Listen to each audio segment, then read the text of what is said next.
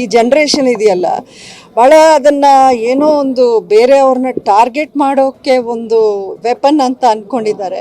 But ಇವತ್ತಿನ ಕಾಲಕ್ಕೆ ನೀವು ಯಾವುದೇ ಒಂದು ಅನಾಮಕರಾಗಿ ಅಥವಾ ಅನಾನಿಮಸ್ ಆಗಿ ನಾವೇನೋ ಪೋಸ್ಟ್ ಮಾಡ್ತಾ ಇದ್ದೀವಿ ಅಂತ ಅವ್ರು ಅಂದ್ಕೊಂಡಿರ್ಬೋದು. ಬಟ್ ಅದನ್ನು ಪತ್ತೆ ಮಾಡಿ ಕಂಡುಹಿಡಿದು ಟ್ರೇಸ್ ಮಾಡಿ ಅವ್ರನ್ನ ಹಿಡಿಯೋವಂಥ ಕೆಪಾಸಿಟಿ ನಮ್ಮ ಟೆಕ್ನಾಲಜಿ ಆವರೆಗೂ ಡೆವಲಪ್ ಆಗಿದೆ. ಸೊ ಎಲ್ಲರೂ ಹುಷಾರಾಗಿರಬೇಕು.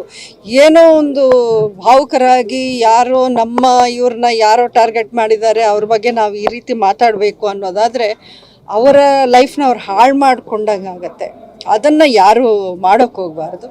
ನಾನು ಪ್ರತಿಯೊಬ್ಬರಲ್ಲೂ ಮನವಿ ಮಾಡೋದು, ನೀವು ಈ ರೀತಿ ಸೋಷಲ್ ಮೀಡಿಯಾದಲ್ಲಿ ಯಾರನ್ನಾದರೂ ಟಾರ್ಗೆಟ್ ಮಾಡಬೇಕಾದ್ರೆ ನಿಮ್ಮ ಲೈಫು ಹಾಳು ಮಾಡ್ಕೊಳ್ತೀರಾ ಏನು ಅನ್ನೋದನ್ನು ಒಂದು ಸೆಕೆಂಡ್ ನೀವು ಪಾಸ್ ಮಾಡಿ ಯೋಚನೆ ಮಾಡಿ. ಆವಾಗ ನಿಮಗೆ ಅರ್ಥ ಆಗುತ್ತೆ. ಆ ಪೋಸ್ಟ್ ಮಾಡೋದ್ರಿಂದ ಯಾರಿಗೂ ಏನೂ ಉಪಯೋಗ ಇಲ್ಲ.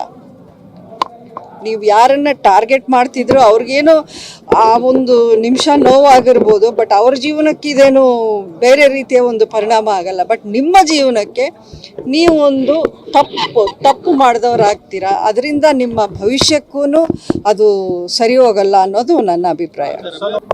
ಈ ಜನ್ರೇಷನ್ ಇದೆಯಲ್ಲ, ಭಾಳ ಅದನ್ನು ಏನೋ ಒಂದು ಬೇರೆಯವ್ರನ್ನ ಟಾರ್ಗೆಟ್ ಮಾಡೋಕ್ಕೆ ಒಂದು ವೆಪನ್ ಅಂತ ಅಂದ್ಕೊಂಡಿದ್ದಾರೆ.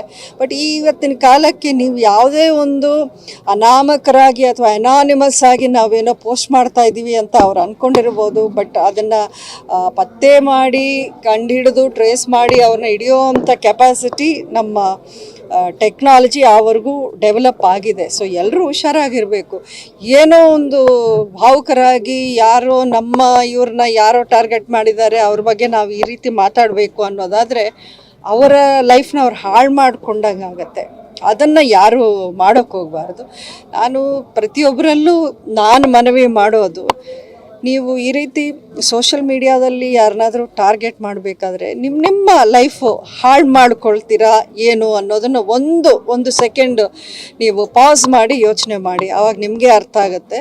ಆ ಪೋಸ್ಟ್ ಮಾಡೋದ್ರಿಂದ ಯಾರಿಗೂ ಏನೂ ಉಪಯೋಗ ಇಲ್ಲ.